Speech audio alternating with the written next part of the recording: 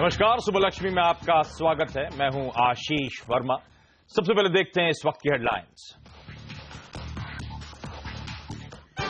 Asia को मिला America से दम। शानदार जॉब रिपोर्ट के बाद डाउ जोन्स 450 पॉइंट उछला। अगले हफ्ते ब्याज दरें बढ़ना तय। शेयर बाजार की संसद पर नजर। इस हफ्ते राज्यसभा में पेश हो सकता है जीएसटी और रियल एस्टेट बिल।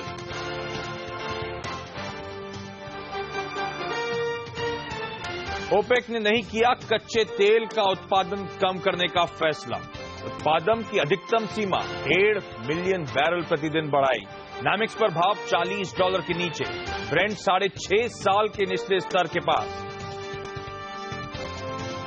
सीएनजी सस्ती होने के संकेत। एक्साइज ड्यूटी में 2% तक की कमी संभव। सीएनजी के 2 बाजार भाव करने की भी तैयारी। सीएनबीसी आवाज की एक्सक्लूसिव खबर। बीपीएफ और पोस्ट ऑफिस डिपॉजिट स्कीम जैसी छोटी बचत योजनाओं पर भी घट सकता है ब्याज दर। सरकार महीने के अंत तक ले सकती है फैसला।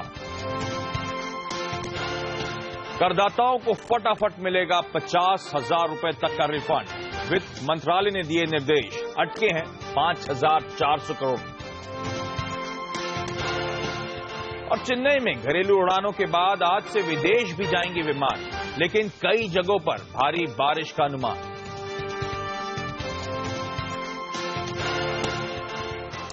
हफ्ते का पहला कारोबारी सत्र और मजबूती के संकेत आ रहे हैं। जी हां, हमारा जो निफ्टी सिंगापुर में लिस्टेड है, जो हमें सबसे पहले इंडिकेशंस देता है, वो मजबूती के साथ इस समय कामकाज कर रहा है। 3/4% तक की बढ़त, 55 अंक की मजबूती के संकेत आते हुए, क्योंकि ग्लोबल मार्केट्स में हमने देखा है हरे निशान पे कामकाज। खासतौर पे शुक्रवार को अमेरिका में बड़ा तगड़ा उछाल आया था, उसका भरपूर फायदा एशिया को मिल रहा है। लेकिन सबसे पहले आपको बता दें कि आज बाजार की शुरुआत कैसी हो सकती है और आज हमारे मार्केट से रिलेटेड अनिल सिंघवी का मार्केट्स को लेकर क्या मानना है। अनिल का कहना है कि बाजार में आज अच्छी रिकवरी के संकेत देखने को मिल सकते हैं।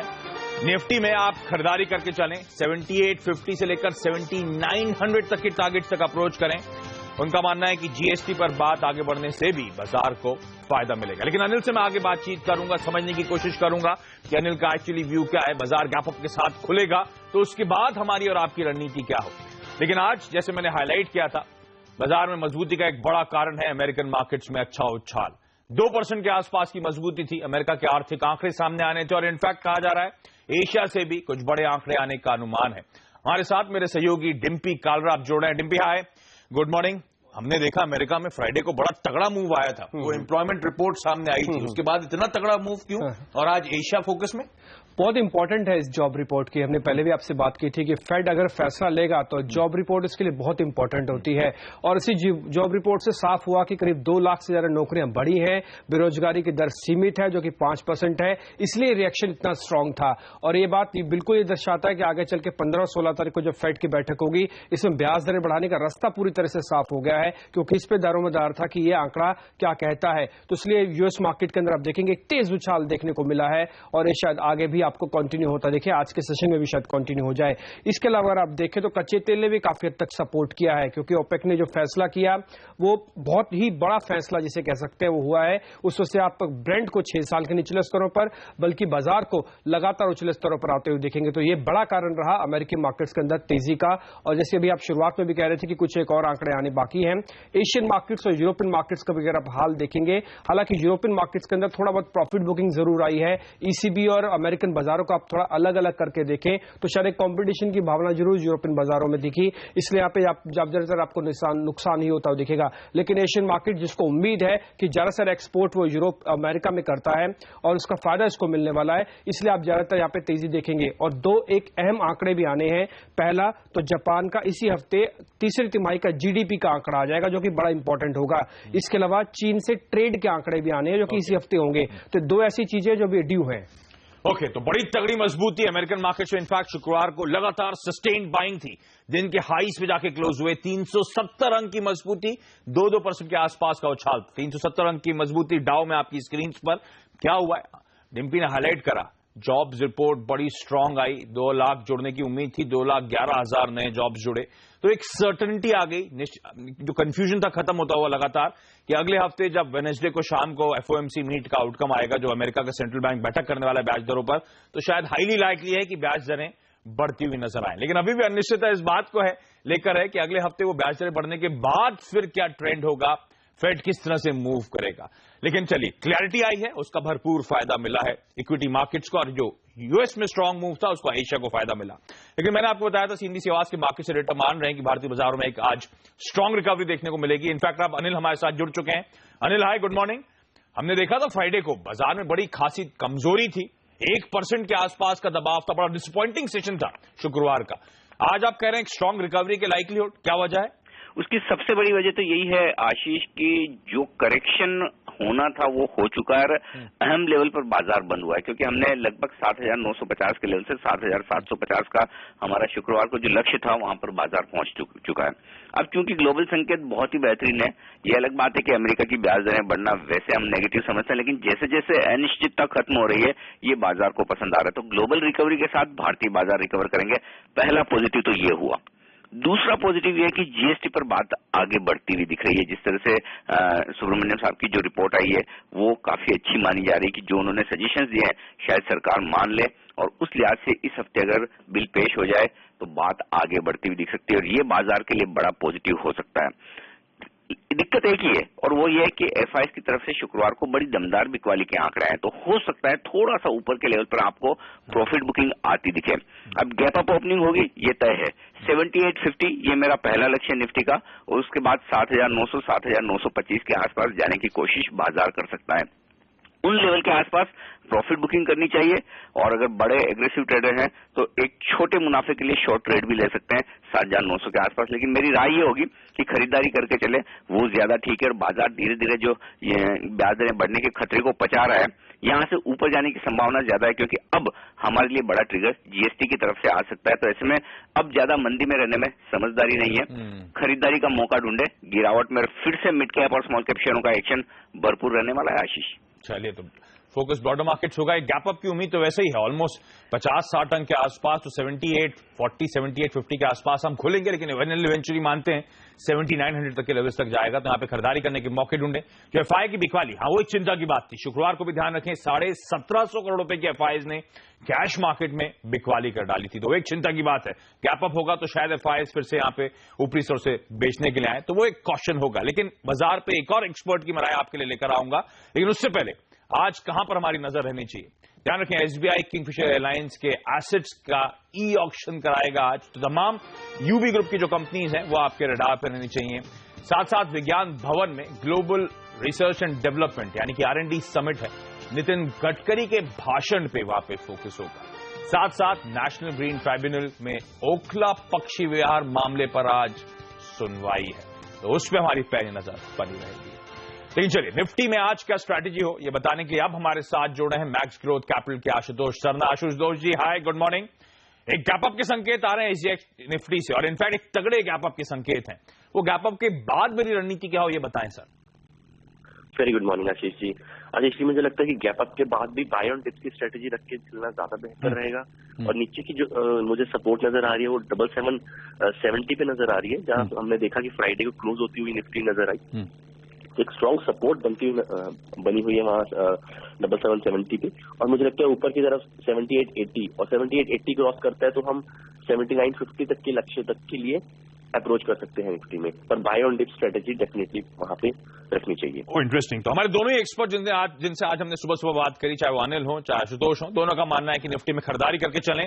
गैप अप के साथ खुले तो आशुतोष मानते हैं थोड़ा बाय ऑन डिप की रणनीति रखें, इवेंचुअली 7880 और उसके बाद 7950 तक के लेवल शायद आपको निफ्टी में देखने को मिले। तो कंसेंसस है कि बाजार में जो पिछले हफ्ते कमजोरी आई थी उसके बाद एक बेहद स्ट्रांग रिकवरी शायद आती हुई नजर आए। इन आशुतोष, कोई स्टॉक्स आपने आइडेंटिफाई कर रहे हैं आज के ट्रेड के लिए सर? जी, मुझे लगता है बैंकिंग स्टॉक ज्यादा पिटाई हुई फ्राइडे को, और वहीं पे रिकवरी तेजी से आती हुई नजर आएगी आज के दिनों में, और उसमें मुझे लगता है आईसीआईसीआई बैंक एक अच्छा रह सकता है, जिसमें हम स्टॉप लॉस 258 का रखें और 369 के टारगेट के लिए अप्रोच कर सकते हैं। 358 का स्टॉप लॉस रहेगा, और L&T सेकंड स्टॉक रहेगा जो रिडार पे रहना चाहिए। स्टॉप लॉस रहेगा 1330 और टारगेट रहेगा 1370। ओके, तो निफ्टी में खरीदारी करने की सलाह, साथ साथ दो दिग्गज स्टॉक्स आशुतोष को पसंद आ रहे हैं आज खरीदारी के लिहाज से, आईसीआईसीआई बैंक और लॉसन एंड टूब्रो। दोनों के लेवल्स आपकी स्क्रीन पर नोट डाउन कर लें। ये तो आशुतोष की राय थी। इनफैक्ट मेरे साथ डिम्पी जुड़े हुए हैं। डिम्पी ने कुछ और तकनीकी एक्सपर्ट से बात करी है, उनकी आज की एक टॉप स्ट्रेटजी लेकर आए। डिम्पी, कौन से हैं कॉल्स? हमने हेमंत कापड़े से बात की। उन्होंने कहा कि आप एक खरीदारी कर सकते हैं एसआरएफ के अंदर। एसआरएफ उनको बहुत पसंद है और वो टारगेट दे रहे हैं करीब 1250 रुपए के आसपास का। हालांकि ट्रेड इंट्राडे के हिसाब से ही होगा। 1225 का आप एक स्टॉप लॉस भी रख लें। तो हेमंत की रिकमेंडेशन एसआरएफ खरीदने की है। इसके अलावा मोहित गाबा से भी हमने पूछा कि आप कौन सा ट्रेड देंगे। उन्होंने कहा M&M सेल कर दीजिए, तो यहाँ पे फायदा आपको मिलेगा। हालांकि ये ट्रेड 3 दिन के हिसाब से वो दे रहे हैं। टारगेट होगा 1280 रुपए का और 1330 का एक आपको स्टॉप लॉस भी रखना होगा। F&O का शेयर है तो पोजीशन ली जा सकती है शॉर्ट की। इसके अलावा बीएमए वेल्थ क्रिएटर्स के इंदिरा नारायण से हमने जब बात की तो उन्होंने कहा कि बजाज फिनसर्व को भी खरीदा जा सकता है। उनका जो टारगेट है करीब 2150 रुपए के आसपास का है और जो स्टॉप लॉस रखने के लिए वो कह रहे हैं 1940 का। ओके, तो ज्यादातर खरीदारी करने की सलाह, लेकिन एक बिकवाली की सलाह डिम्पी हाईलाइट कर रहे हैं। वो आपकी स्क्रीन पर फिर से सारे कॉल साइड रणनीति आते हुए M&M पे एक बिकवाली करने की सलाह, otherwise across the board buying करने की रणनीति है। डिम्पी, आपका धन्यवाद। और एक छोटा सा ब्रेक यहां पे मैं लूंगा। अब तक हमने उन स्टॉक्स की बात करी जो चार्ट्स पे मजबूत लग रहे हैं, फिर चार्ट पे कोई इंडिकेशन आ रहे हैं खरीदारी या बिकवाली करने के। ब्रेक के बाद फंडामेंटल से फोकस होगा। कई सारे स्टॉक्स हैं जहां पे खबरें हैं और खबरों की वजह से शायद वो स्टॉक्स आज हरकत दिखाएंगे। कौन से वो स्टॉक्स बताएंगे ब्रेक के बाद।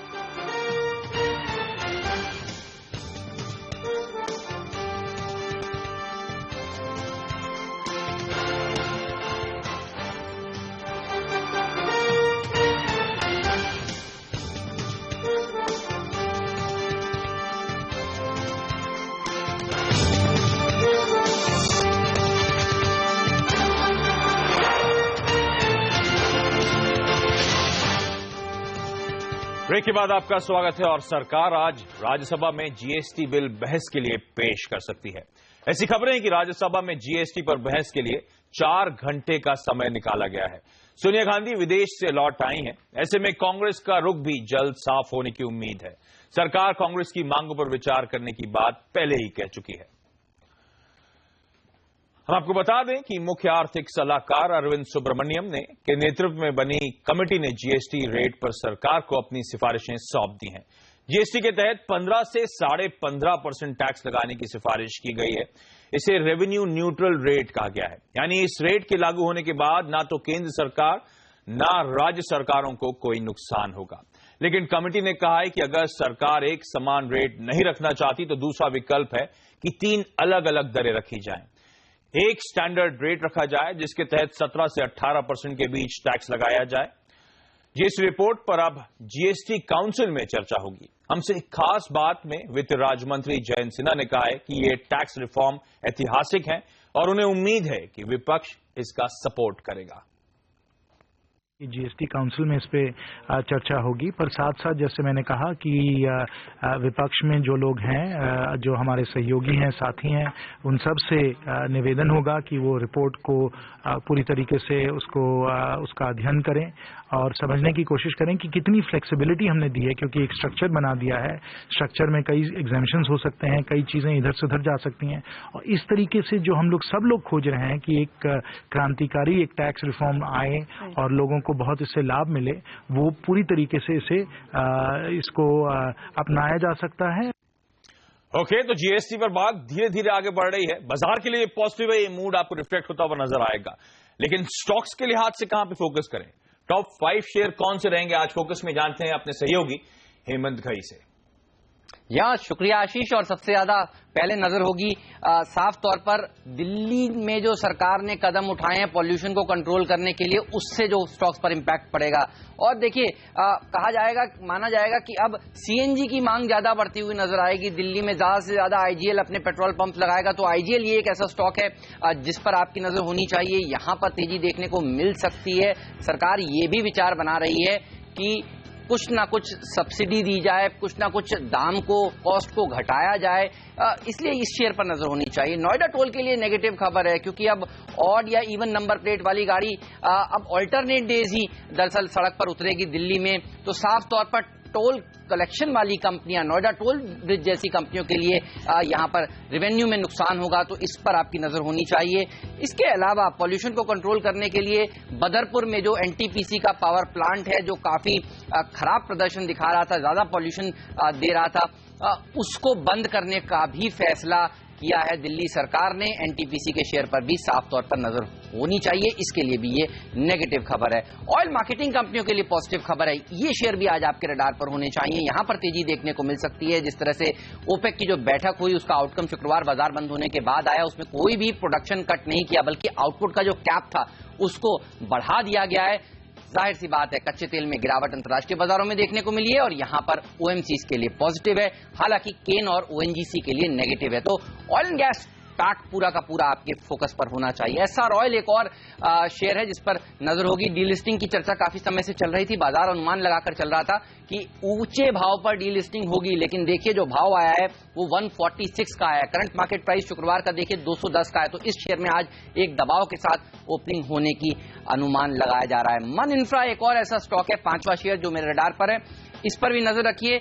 2 बजे के आसपास शुक्रवार को हमने देखा था मल्टीपल ब्लॉक्स हुए थे और यहां पर जो डिटेल निकल कर आई है बाजार बंद होने के बाद वो ये है कि रिलायंस कैपिटल और कई दिग्गज एचएनआईज ने यहां पर शेयर खरीदे हैं और करीब 46 रुपीज 50 पैसे के आसपास ये ब्लॉक्स हुए हैं। औसतन प्राइस, एवरेज प्राइस वो है, तो इस शेयर के ऊपर भी आज नजर होगी। चलिए, तो तमाम स्टॉक्स जो आज ट्रेड में हरकत पर रहेंगे इन पे आप नजर बनाए रखें। लेकिन अब तक हमने अर्थव्यवस्था, अब तक हमने शेयर बाजार की बात करी। एक छोटा सा ब्रेक लूंगा और ब्रेक के बाद कमोडिटी और करेंसी मार्केट पे फोकस। हेमंत हाईलाइट कर चुके हैं कच्चे तेल में किस तरह की तगड़ी पिटाई देखने को मिल रही है। सोना लो लेवल से कुछ रिकवरी दिखा रहा है। आज ट्रेड में हमारी आपकी रणनीति क्या हो बताऊंगा।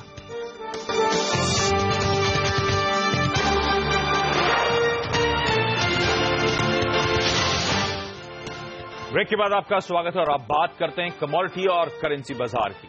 अमेरिका में बेहतर रोजगार आंकड़े आने के बाद सोने में तेजी आई है। सोना उछलकर 2 हफ्ते के उछले स्तर पर पहुंच गया है। कॉमेक्स पर भाव $1085 के करीब ट्रेड कर रहा है। वहीं ओपेक के प्रोडक्शन में कटौती न करने के फैसले से क्रूड में गिरावट देखने को मिली है। ब्रेंट क्रूड फिसलकर $43 के नीचे पहुंच गया है। उधर शुक्रवार को डॉलर के मुकाबले रुपया 4 पैसे कमजोर 66.7 के लेवल्स पर जाकर बंद हुआ। तो कमोडिटी और करेंसी बाजार में आज क्या स्ट्रैटेजी बनाई जाए, इस पर बात करने के हमारे साथ एंजल कमोडिटीज के अनुज गुप्ता जोड़े हैं। अनुज, हाय, गुड मॉर्निंग। सबसे पहले कच्चा तेल सर, ओपेक की खबर आने के बाद कि कोई प्रोडक्शन में कटौती नहीं होगी, हमने देखा फ्राइडे को पिटाई, आज शुरुआती एशियाई कामकाज में फिर 1% का दबाव, नामेक्स 140 के नीचे स्लिप हो गया है। सर, क्या आज भी भारतीय बाजार में तगड़ा प्रेशर देखने को मिलेगा? मैं रणनीति क्या बनाऊं sir? Good morning Ashish ji. अगर देखें तो ओपेक ने जो डिसीजन दिया है वो कहीं ना कहीं नेगेटिव ही है क्रूड के लिए। जैसा एक्सपेक्ट कर रहे थे वैसे ही मार्केट ने दिया है। ऑलरेडी अगर हम देखें तो मार्केट ओवर सप्लाइड है। कहीं ना कहीं मुझे लगता है कि जो प्रेशर है क्रूड पर बरकरार रहेगा। इवन अगर हम देखें तो टेक्निकल चार्ट से भी देखें तो मार्केट कंटिन्यूअस पिछले 2 हफ्ते से नेगेटिव क्लोजिंग कर रहा है। तो मुझे लगता है कि technical as well as fundamental दोनों ही फैक्टर्स नेगेटिव हैं क्रूड के लिए। तो आज के लिए भी रणनीति हमारी बिकवाली ही रहेगी। और नीचे अगर हम इंट्राडे टारगेट की बात करें तो करीबन 2620 तक आ सकता है। और अगर वीकली टारगेट की बात करें तो हो सकता है कि भाव 2550 रुपए तक भी देखने को मिल जाए। ओके, तो कमजोरी के साथ कामकाज होगा। अनुज, जो लेवल सुझा रहे हैं आपकी स्क्रीन पर, ओपेक की जो फ्राइडे को बैठक हुई तो उसके बाद अगली बैठक अब जून में स्केड्यूल्ड है। हालांकि ओपेक ने हाईलाइट किया है कि कोई ऐसी कोई एजेंसी होगी तो इस बीच में बैठक होगी, यानी कि जून तक आप मान के चलें कि कोई कटौती के संकेत नहीं मिलने वाले। आमतौर पर यही अमूमन धारणा है। और दूसरी दिक्कत की बात, इस बीच ईरान से भी सप्लाई बहाल होता हुआ नजर आएगा। अनुज, जो कब तक एक्सपेक्टेड है हिट होगा ईरान का सप्लाई? देखिए, मुझे लगता है कि वो आने वाले 2 महीने तक हिट हो पाएगा। तो कहीं ना कहीं मुझे लगता है कि जो सप्लाई है ईरान साइड से वो 2 महीने में एकदम जाकर स्टेबल होती हुई दिखाई देंगी। तो मुझे लगता है कि एक प्रेशर जो है वो कंटिन्यूस मार्केट में बना रहेगा। बट हो सकता है अगर हम यहाँ पे देखें तो जो यूएस की तरफ से जो विंटर वेदर की कंडीशन है वो भी अभी उतनी नहीं है। हाँ, जिस वजह से हो सकता है कि डिमांड कुछ बढ़े। तो मुझे लगता है कि इस बार जो डिमांड फैक्टर है वो भी यहाँ पे शायद रोल ना प्ले कर पाए। ओके, अच्छा, सोने में इंटरेस्टिंग है, अमेरिका की एम्प्लॉयमेंट रिपोर्ट मजबूत आई अनुज, उसके बावजूद सोने में मजबूती के साथ कामकाज हो रहा था शुक्रवार को भी, आज भी उन्हीं लेवल्स को मेंटेन कर रहा है इंटरनेशनल मार्केट में सोना। क्या शॉर्ट कवरिंग के चलते मदद मिल रही है और आप बिकवाली करने के मौके ढूंढूं क्या सर? बिल्कुल आशीष जी, अगर हम देखें तो मार्केट ओवरसोल्ड कैटेगरी में था, पिछले 2 हफ्ते से कंटिन्यूस ओवरसोल्ड कैटेगरी में चल रहा था और हमने एक शार्प रैली फ्राइडे को आती हुई देखी है। मुझे लगता है कि हो सकता है कि अभी भी थोड़ी सी शॉर्ट कवरिंग और देखने को मिले, क्योंकि अगर हम देखें तो नीचे करीबन गोल्ड ने 1040 1045 के आसपास सपोर्ट लिया था, वहां से बाउंस बैक किया है। मुझे लगता है कि आज 1 या 2 दिन और एक बार शॉर्ट कवरिंग और कंटिन्यूस हो सकती है, ऊपर करीबन 1090 1095 के आसपास तक, तो वहां पर आए तो वहां पर शॉर्ट करना चाहिए। बट करंट लेवल मुझे लगता है कि शॉर्ट कवरिंग के चलते और एक बार प्राइस में मूव आता हुआ दिखाई देगा। तो इंट्राडे के लिए बिल्कुल हमारा एक बाय कॉल है, जो कि ऊपर करीबन 26,900 तक के भाव दिखा सकता है। बट लॉन्ग टर्म में अभी भी गोल्ड का ट्रेंड डाउन है, तो करीबन अगर एमसीएक्स में भाव करीबन 26,100 के आसपास मिलते हैं तो वहां पे शॉर्ट करके चलें। ठीक बात है। तो ये शॉर्ट कवरिंग का मजबूती थी, थोड़ा और सपोर्ट दे सकती है लेवल जो अनुज चाह रहा है। आपकी स्क्रीन पर अनुज, आपका बहुत बहुत धन्यवाद। ब्रेक में जाते जाते एक बार फिर से एसजीएक्स निफ्टी देख लीजिए, मजबूती के सारे इंडिकेशंस। दोनों एक्सपर्ट्स अनिल और आशुतोष से हमारी बातचीत हुई, दोनों मानते हैं बाजार में आज मजबूती के साथ ही शायद कामकाज हो। लेकिन चलिए, सुबह लक्ष्मी में आज के लिए इतना ही। वक्त तो चला एक छोटे से ब्रेक का। ब्रेक के बाद हेमंत और डिम्पी के साथ लेकर आएंगे आपके लिए स्टॉक 2020। नमस्कार।